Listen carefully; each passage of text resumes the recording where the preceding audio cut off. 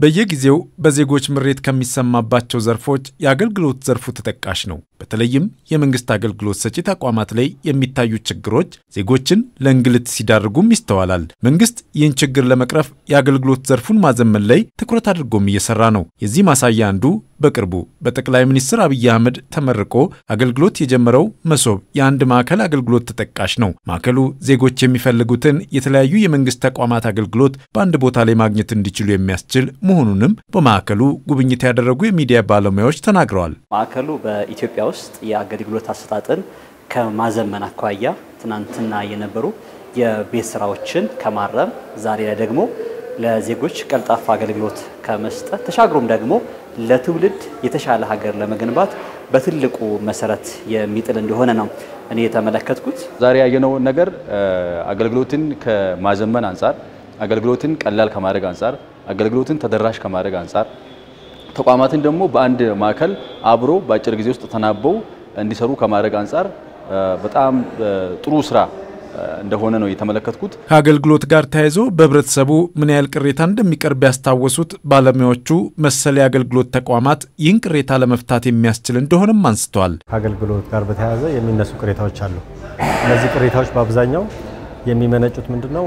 አንደኛ በጊዜ አይፈጸምልኝም የሚል ነው። ሁለተኛው ደግሞ የተራራቁ ቦታዎች አንድን ጉዳይ ለማስጨረስ ምናልባት የተለያዩ ርቀቶችን ሄዶ ማስፈጸም ሊጠይቅ ይችላልና እነዚህን ይሄ ማዕከል ግን እንደዚህ አይነት የተራራቁ ጉዳዮችን እንዲሁም ከጊዜ ከጉልበት ከሰዓት ከተለያዩ አንፃር የሚፈጀውን ወይም ደግሞ የሚወስደውን ጊዜ የሚፈታ መሰረታዊ የሆነ አገልግሎት አሰጣጥን የሚያሳልጥ ነው ብዬ ነው ያየሁት። ሙስናና አድሏዊነት ያለበትን አገልግሎት ከመቅረፍ አንፃር ትልቅ ሚና አለው።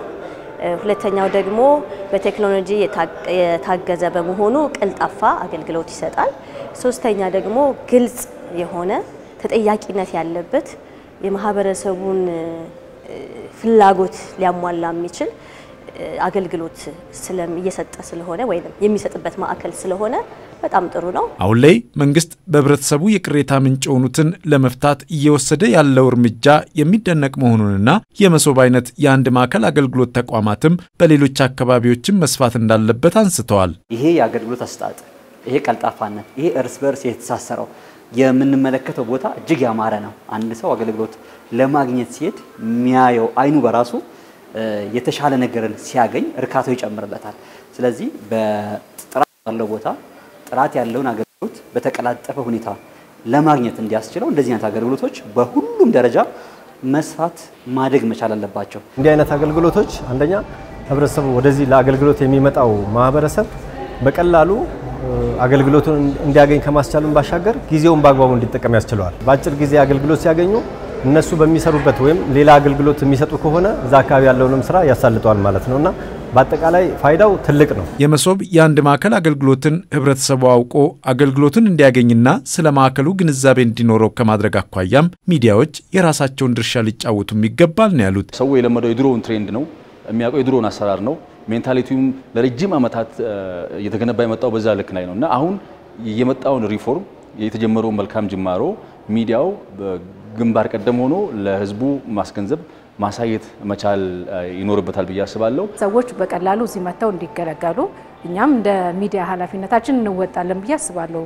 እኛም ማየታችን ትልቁ ጥቅሙ ይሄን ይመስለኛልና እዚህ ቦታ ብትሄዱ እንደዚህ ቢደረግ የሚለውን ወደፊት ለመስራት ሐሳብ አለኝ። እንግዲህ ጥሩ ነው። መሶብ በአንድ ጣራ ስር የተለያዩ የመንግስት አገልግሎቶች ሙሉ በሙሉ የዲጂታል ቴክኖሎጂዎችን በመጠቀም አገልግሎት የሚሰጥ ሲሆን ማህበረሰቡም የሚፈልገውን አገልግሎት የዲጂታል አማራጮችን በመጠቀም በቀላሉ የተለያዩ አገልግሎቶችን በአንድ ቦታ እንዲያገኝም የሚያስችል ነው። አሁን ላይ 12 ተቋማት ተቀናጅተው ከ41 በላይ አገልግሎቶችን እየሰጡም ይገኛሉ። በቅርቡ ሌሎች ተቋማትም ወደ ማዕከሉ ገብተው አገልግሎት እንዲሰጡም እየተሰራ ይገኛል።